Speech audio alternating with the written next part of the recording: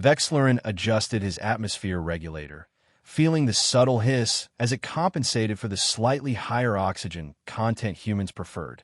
After 3 cycles on Diplomatic Reception Station 7, orbiting what humans called Jupiter, he still hadn't fully acclimated to their environmental preferences. The station's gravity was also calibrated closer to Earth's standard than Vorn comfort, leaving him perpetually feeling both slightly lightheaded and heavy-limbed. Such minor discomforts were, however, part of his job as cultural liaison. Understanding humans meant experiencing their world as they did, insofar as Vorn physiology allowed.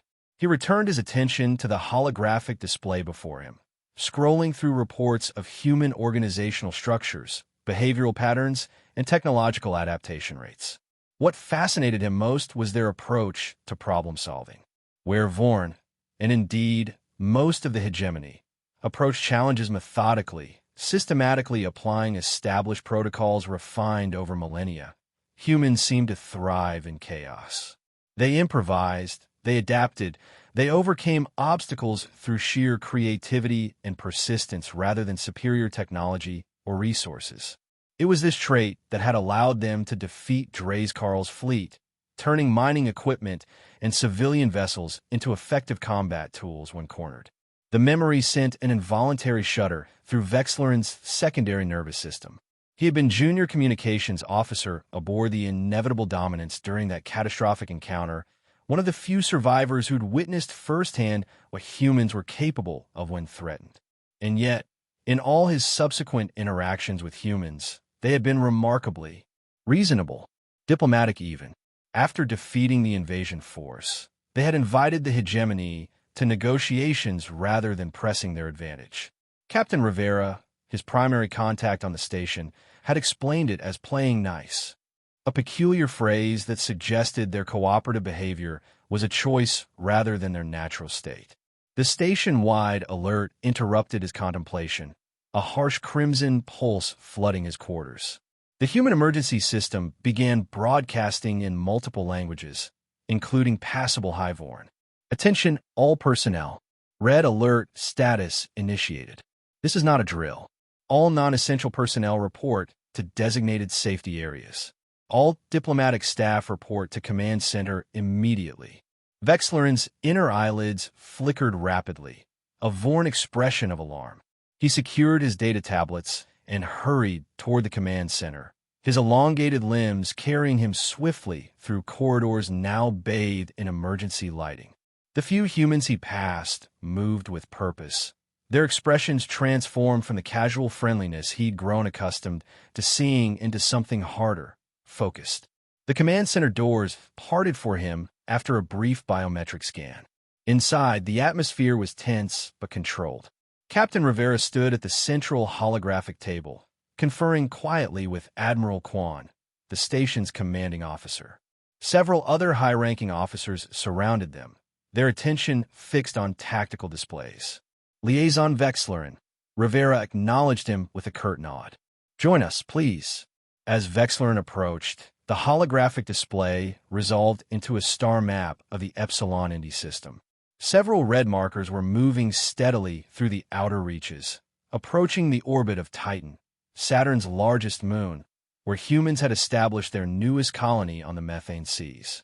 "We've confirmed it's a hegemony combat group," Rivera said without preamble. 17 vessels, standard configuration, under the command of Admiral Krell. Vexlerin's dorsal ridge stiffened. Admiral Krell? But that's impossible. The Hegemony Council agreed to cease all hostile actions pending diplomatic resolution.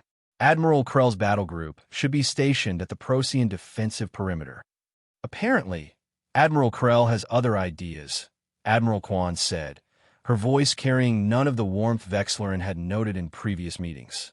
"What can you tell us about him?" Vexlerin's secondary hearts accelerated. Admiral Krell is problematic, a traditionalist from the old military caste. He considers the defeat at Sol an aberration, a fluke that resulted from Draeskarl's incompetence rather than human capability. He's been vocal about his opposition to diplomatic resolution. "And now he's approaching our colony on Titan," Kwan said flatly, "with enough firepower to reduce it to component atoms." The colony is barely established, Rivera added. 3,000 civilians, minimal defensive capability. It's stationed on floating platforms across the methane sea. Highly vulnerable. Vexlerin watched as the humans around him transformed. He had observed them in meetings, recreational settings, cultural exchanges, always finding them disarmingly informal. Their hierarchies fluid, their interactions marked by banter and personal expression that would be considered unprofessional in Vorn society. Now, all that was gone. The humans moved with precise efficiency, their communications terse and focused. Orders were relayed without debate or discussion. Status reports delivered without embellishment. The informal, almost casual military structure he'd observed previously had crystallized into something steel-hard and frictionless. "Show me Krell's battle group specifications," Quan commanded. A series of ship schematics appeared, rotating slowly to display armaments, shield configurations, and structural weak points. Standard hegemony battle cruisers, powerful by conventional metrics. The flagship, Implacable Justice, was a dreadnought-class vessel capable of planetary bombardment. Admiral Krell represents the hardline faction within the hegemony, Vexlerin explained. Those who view the defeat of Dre's Karl as a personal humiliation that must be avenged. He would consider your Titan colony an easy target, a way to demonstrate hegemony superiority without directly attacking Earth. "He's about to make a serious mistake," Rivera said quietly. Admiral Kwan's face remained impassive as she studied the tactical display. "Captain Rivera, initiate protocol threshold." Authorization Kwan Delta 7 Echo 9. Protocol threshold confirmed, Admiral. Rivera turned to a communications officer. "Connect me to all UEF assets in the Saturnian subsystem." Vexlerin felt a cold dread spreading through his body, deeper than anything he'd experienced even when facing humans aboard the inevitable Dominance. He recalled Rivera's words from months ago during a seemingly casual conversation about human history. "What you saw at Sol, that was us improvising with what we had on hand. Now imagine what happens when we actually try." The diplomat suddenly realized he was about to witness an entirely different aspect of humanity, one his previous studies had only hinted at. He found himself wondering what true Deathworlder might mean in the context of interstellar warfare. "Liaison Vexlerin," Admiral Kwan addressed him directly. "You are here as witness. What is about to occur may impact future diplomatic relations between humanity and the hegemony. Do you understand?" "Understand, Admiral," Vexlerin replied, his voice steadier than he felt. "Good," she said, turning back to the tactical display. "Then watch carefully. The hegemony battle group, led by the imposing dreadnought Implacable Justice, achieved stable orbit around Titan within 12 standard hours." From his position in the Jupiter Station's command center, Vexlerin watched via quantum-entangled sensors as Admiral Krell's ships positioned themselves in a standard hegemony engagement formation above the methane sea colony. The human settlement was a marvel of engineering. Floating platforms interconnected by flexible bridges, with processing facilities extracting valuable hydrocarbons from Titan seas. Environmentally sealed habitation modules housed the colonists, while communications arrays and small shuttle ports allowed for transport to and from orbital facilities. It was impressive for such a young colony, but from a military perspective, practically defenseless. Krell wasted no time. A comm channel opened across standard frequencies, deliberately broadcasting in the clear so all could hear. "Attention human settlement on Titan." Admiral Krell's voice carried the typical Vorn harmonic undertones, translated into standard English by his ship's systems. "This is Admiral Krell of the Hegemony Punitive Fleet. Your species' unprovoked attack against hegemony forces cannot go unanswered. Your colonial presence in this system is unauthorized and illegitimate." Vexlerin noticed Captain Rivera exchange glances with Admiral Kwan. Neither looked surprised or particularly concerned, which struck him as odd given the situation. To demonstrate the consequences of defying the hegemony, Krell continued, "We will now deliver a warning. Evacuate the designated target area." You have 3 standard minutes.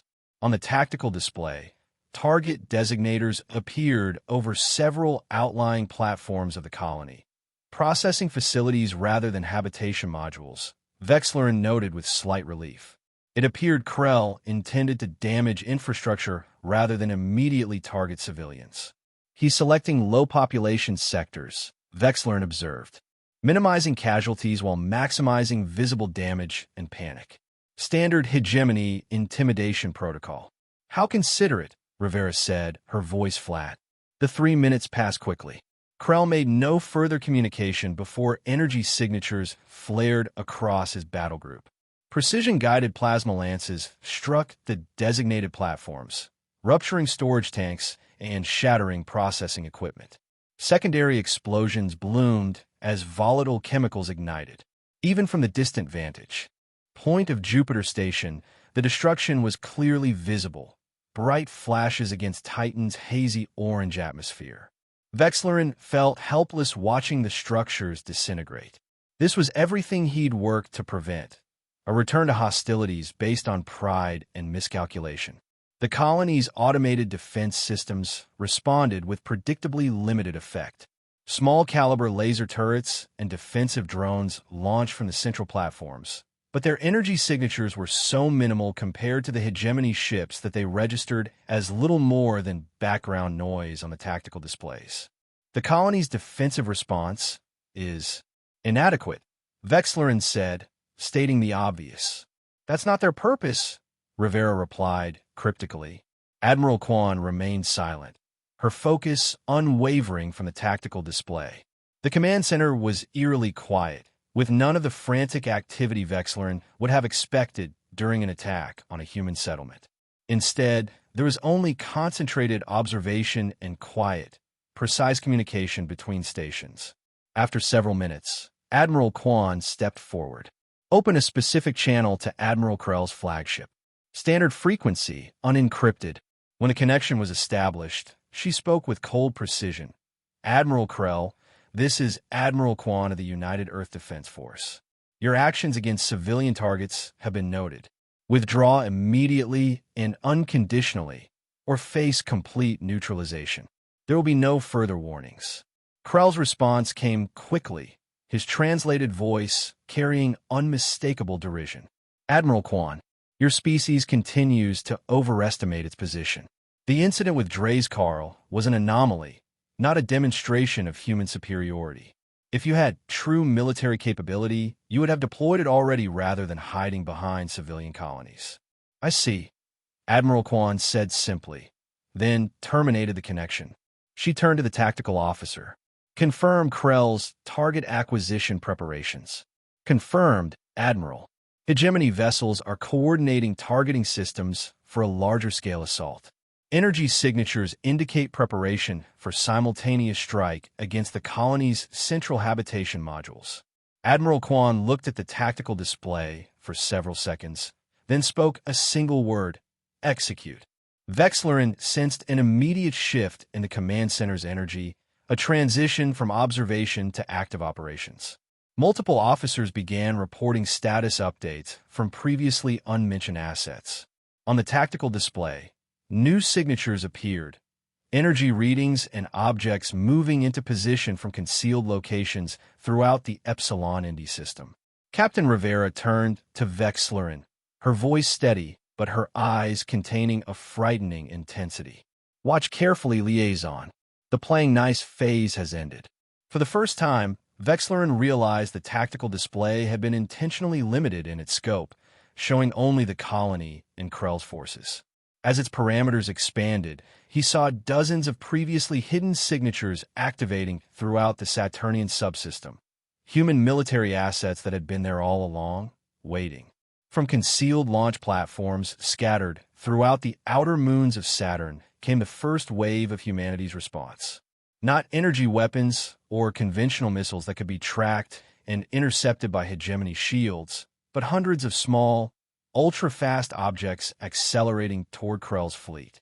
Kinetic imprecision deployment confirmed, reported a tactical officer. Target saturation in 15 seconds.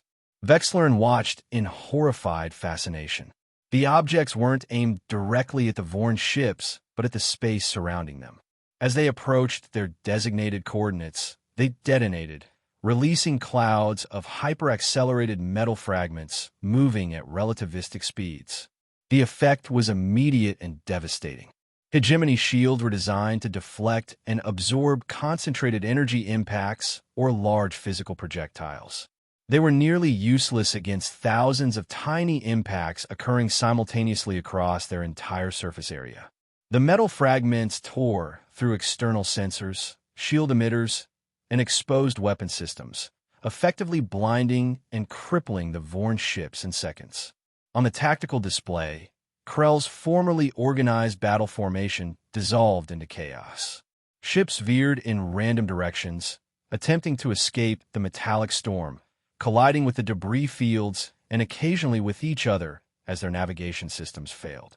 What is this? Vexlerin asked, his voice barely audible. Kinetic imprecision, Rivera explained clinically. A counter to your directional shields. Why try to punch through a wall when you can sandblast it into oblivion? Each fragment is too small to target individually, but their combined effect. She didn't need to finish. The results were clear on the display. Krell's ships were not destroyed, but they were effectively neutralized as combat platforms. Blind, unable to coordinate, their external weapons system shredded. But humanity's assault had only begun. Resonance cascade devices in position, another officer reported. Frequency calibration confirmed. Proceed, ordered Admiral Kwan. From other hidden platforms emerged a different type of weapon. Devices that emitted precisely calibrated waves of energy tuned to the exact resonant frequencies of the alloys and core structures of hegemony warships. This information had been extracted from detailed analysis of the inevitable dominance after its capture. Though causing no direct damage, these waves created increasing micro-vibrations within the ship structures. Welds weakened, delicate circuit boards cracked, and catastrophic structural fatigue began to spread.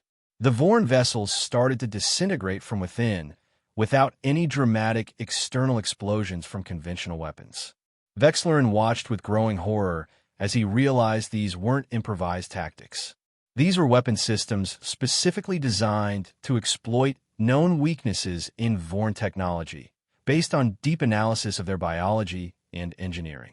This was warfare based on materials science and physics, not mere energy exchanges. The difference was stark. Before, humans had cleverly used what they had. Now, they ruthlessly deployed what they had built. The humans maintained complete communication silence toward Krell's fleet. Their methodical destruction, combined with this silence, was more terrifying than any threat could have been. The message was unambiguous. Transgression had occurred, and the punishment was merciless obliteration. As Krell's fleet crumbled under the invisible assault of the resonance weapons, the true warships of humanity finally revealed themselves. They bore none of the ornate design elements or intimidating silhouettes typical of hegemony vessels.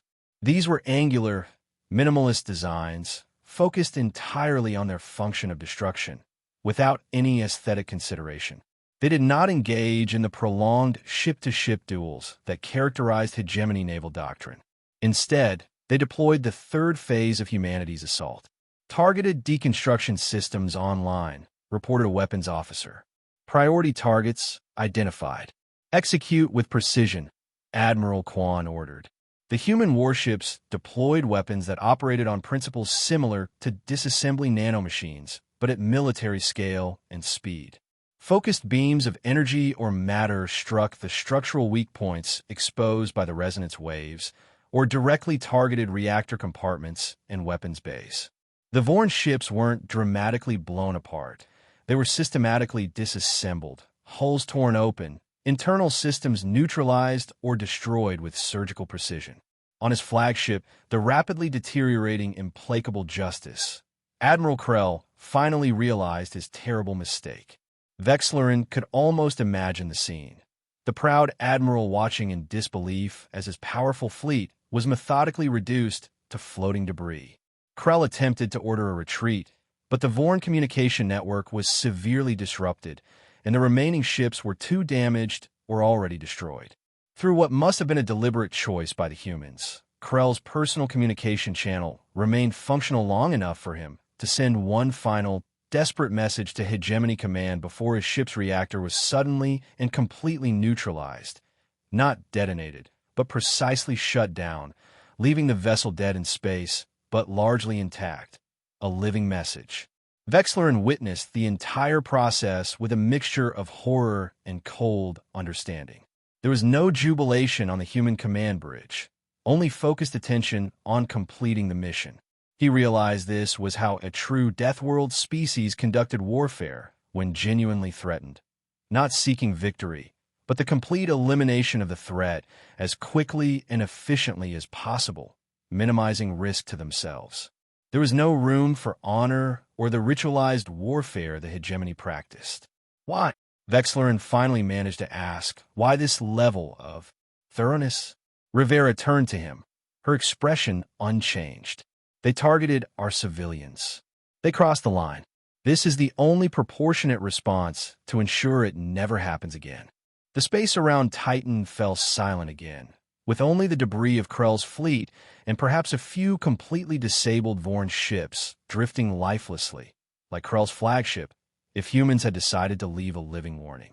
The human military assets withdrew as quickly and silently as they had appeared. Focus shifted to the Titan colony. Human rescue and repair teams worked efficiently to aid the injured and address the damage caused by Krell's initial attack. Vexlerin observed the contrast: cold destruction for enemies, care and protection for their own kind. In the following days, news of Krell's fleet's destruction and the nature of human weapons sent shockwaves throughout the Hegemony Empire. Previous arrogance was replaced by genuine fear and confusion. Peace negotiations suddenly took on an entirely new and much more urgent meaning. 2 weeks after the incident, Vexlerin sat in his quarters, finalizing his comprehensive report to the Hegemony Council. The station had returned to its normal routine with remarkable speed, as if the brutal destruction of Krell's fleet had been merely an inconvenient interruption rather than a watershed moment in interspecies relations. Captain Rivera entered after announcing herself, carrying 2 containers of liquids, coffee for herself and a mineral-rich solution suitable for Vorn consumption. "How's the report coming?" she asked, setting his drink before him. "It is challenging to convey the full implications," Vexlerin admitted. "The council believed they understood humans after the Drayskarl incident. They thought you were resourceful but limited. Now they understand we were holding back." Rivera completed his thought. "Yes, the weapons you deployed against Krell's fleet, they were not recent developments, were they?" Rivera shook her head. "Most were designed years ago, after our first encounters with hegemony technology. We hoped never to use them. That is what I find most difficult to explain to my superiors," Vexlerin said. "Humans are not inherently warlike, as the hegemony assumed. You showed remarkable restraint, adapting civilian technology during your first contact with Drayskarl, rather than revealing your true capabilities. We prefer cooperation to conflict," Rivera agreed. "But make no mistake, our restraint is a choice, not a limitation. When our civilians are directly threatened, an ancient, ruthless survival instinct honed through millennia on a death world emerges. We don't just fight to win, we fight to eliminate the threat." Vexlerin's inner eyelids flickered in acknowledgement. "I understand now why your species uses the term playing nice. It implies the behavior is optional, a courtesy extended until it becomes disadvantageous." "Exactly. We chose to play nice after defeating Drayskarl. We chose diplomacy over domination. But Krell mistook that choice for weakness. A costly misinterpretation," Vexlerin observed quietly. "The hegemony needs to understand something fundamental about humanity," Rivera said, leaning forward slightly. "We genuinely prefer peace.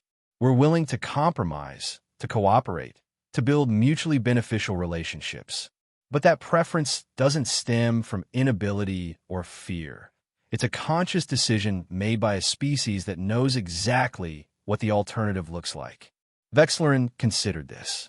"In my report, I've recommended that the Hegemony Council accelerate peace negotiations and abandon any further military actions against human settlements. A wise recommendation, Rivera nodded. Will they listen? After witnessing what happened to Krell's fleet? Yes, I believe they will. Vexlerin paused. Though I suspect some factions will advocate for accelerated weapons development instead, hoping to counter your capabilities. They're welcome to try, Rivera said without concern. But they should understand, what you saw against Krell wasn't our technological ceiling. It was our operational floor. The implication sent a chill through Vexlerin's body. May I quote you on that? Please do. As Rivera left him to complete his report, Vexlerin gazed out at the stars visible through his viewport. He understood that his role had become even more crucial. He was among the few Vorn who had witnessed both faces of humanity, their ingenuity when playing nice and their ruthlessness when becoming true Deathworlders. He knew the future of the hegemony, and perhaps the galaxy, depended on understanding and respecting the boundaries of this human species. The balance of galactic power had forever shifted, and humanity, once dismissed as insignificant, had revealed itself to be perhaps the most formidable force the universe had ever known, precisely because of their ability to transition between those two extremes.